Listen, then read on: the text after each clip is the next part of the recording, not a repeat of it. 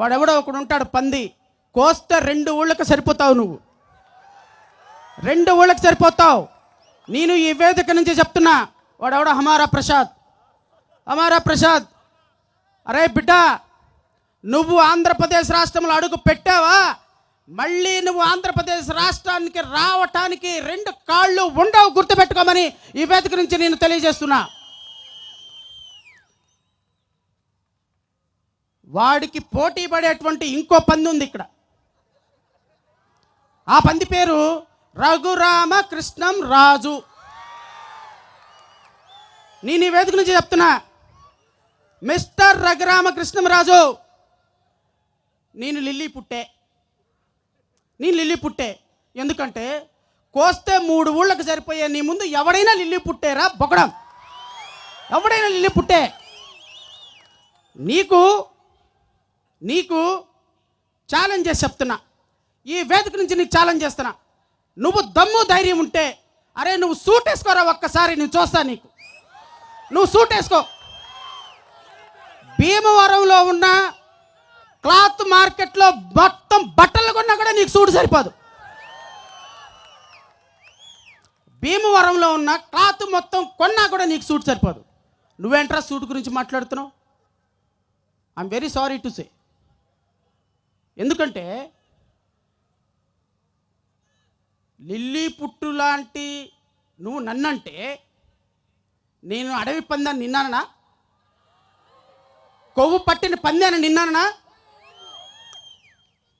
2 మేకుల దేవుడా, 2 చెక్కల దేవుడా, 2 మేకుల దేవుడా, రేపటి నుంచి దళిత క్రైస్తవ సమాజం మీద కానీ, క్రైస్తవ సోదరుల మీద కానీ నీ మాట నోట్లో నుంచి వచ్చిందా, నీ నాలుక కోసి పిఠాపురంలో పవన్ కళ్యాణ్కి బహుమతిగా ఇస్తాను, ఈ వేదిక నుంచి ప్రకటిస్తున్నాను. నేను రఘురామకృష్ణరాజు, నీ దగ్గర 3,000 కోట్ల రూపాయలు బ్యాంకుల నుంచి దోచుకున్న డబ్బులునేమో, మా దగ్గర డాక్టర్ బిఆర్ అంబేద్కర్ దగ్గర నుంచి తెచ్చుకున్న ఆత్మాభిమానం అన్నికంటే 1,000 కోట్ల రూపాయలు ఉంది, గుర్తుపెట్టుకో. నీ దగ్గర అమ్మా బాబుల దగ్గర నుంచి తీసుకొచ్చుకున్న తోకలు ఉన్నాయేమో పేర్లు, మా దగ్గర తోకలు కాదు, టన్నుల ఆత్మగౌరవం మా కులంలోనే ఉంది, గుర్తుపెట్టుకో. ఆకువీడులో సోదరులకి, చర్చి సోదరులందరికీ చెప్తున్నా, ఆకువీడు సోదరులందరికీ చెప్తున్నా, ఆంధ్రప్రదేశ్ రాష్ట్రంలో ఉన్న ప్రతి చర్చి నడిపే వాళ్ళకి చెప్తున్నా, రేపటి నుంచి మీ చర్చిల మీద మైకులు పెట్టుకోండి. పీకే వాడెవడో నేను చూస్తాను, వాడు ఎంతో చూద్దాం. ఏ చర్చిని కూలగొడతావో, కూలగొట్టిన చోటే నీ సమాధి కట్టే విధంగా నీ మీద రేపటి నుంచి పోరాటం మొదలు పెడుతున్నాం. నువ్వు ప్రార్థనాలయాల మీదకు వచ్చిన మరుక్షణం నువ్వు ఒక ఇటుకని కూలగొడితే నీ ఇంటిలో ఉన్న 1000 ఇటుకలు కూలగొట్టేటువంటి కార్యక్రమం ఈరోజు ఏలూరు నుంచే మొదలవుతుంది. కాసుకో బిడ్డ. నీవు రఘురామకృష్ణరాజు చెప్తున్నా, ఈ సభ ఎవరి కోసం పెట్టారో వాళ్ళు చూడరు కానీ మొదటి నుంచి చివరి వరకు తిప్పి మళ్ళీ చూస్తావు రఘురామకృష్ణరాజు. నాకు తెలుసు నువ్వు ఈ వీడియో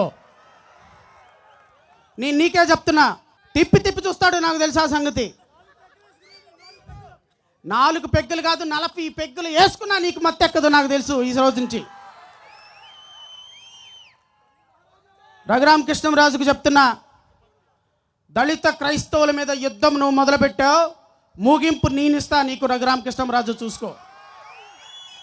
ఈ రోజు నుంచి ఆర్టికల్ 25 ప్రకారం ఏ వ్యక్తికైనా సరే మత స్వేచ్ఛ ఉంది. నువ్వు హిందువా, చర్చికి వెళ్తావా వెళ్ళు. నువ్వు క్రైస్తవుడువా, రాముడి దగ్గరికి వెళ్తావా వెళ్ళు. నువ్వు ముస్లింవా, క్రైస్తవుడిగా మారుతావా మారు. వెంకటేశ్వర స్వామి, నువ్వెవరివి? Who are you? నువ్వెవరివి? నా హక్కుల్ని హరించడానికి నీకేం హక్కు ఉంది? దళితుల్ని ఆకువీడిలో ఎవరూ లేరు కదా అని చొక్కా ప్యాంట్ వేసుకున్నటువంటి కుర్రవాడిని కూడా జైల్లో పెట్టించావు నువ్వు రఘురామకృష్ణరాజు.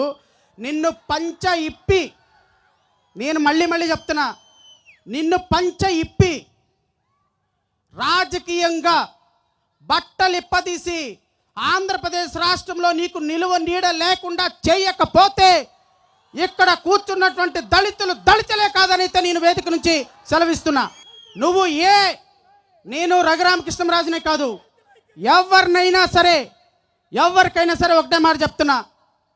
కుల మతాలను ద్వేషించి కుల మతాల మధ్య చిచ్చులు పెట్టే వాళ్ళకి చెప్తున్నా, మరి ముఖ్యంగా రఘురామకృష్ణంరాజు నీకు చెప్తున్నా, ఈరోజు నువ్వు మొదలుపెట్టిన యుద్ధం నీ అంతానికి దారితీస్తుంది.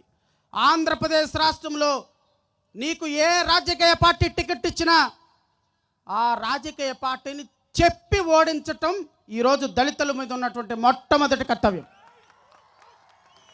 నువ్వు ఏ నియోజకవర్గంలో కర్మగాలి, ఆ పార్టీ కర్మగాలి, నీకు ఏదైనా టికెట్ ఇస్తే ఇక్కడ కూర్చున్న ప్రతి ఒక్కళ్ళు నీ కాన్స్టిట్యున్సీకి వచ్చి నిన్ను ఓడించేటువంటి బాధ్యత పర్సనల్గా తీసుకుంటాం మేము. 1,10,00,000 మంది జనాభా, 1,10,00,000 మంది జనాభా.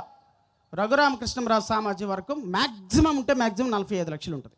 దళితుల ఓట్లు నాకు అవసరం లేదు పా, క్రైస్తవుల ఓట్లు నాకు అవసరం లేదు పా అని ఒక వ్యక్తి అన్నాడు అంటే నీవు బతికున్న శవంతో సమానం అని అయితే నేను ఈ వేదిక నుంచి చెప్పదలుచుకున్నా. ఇంకా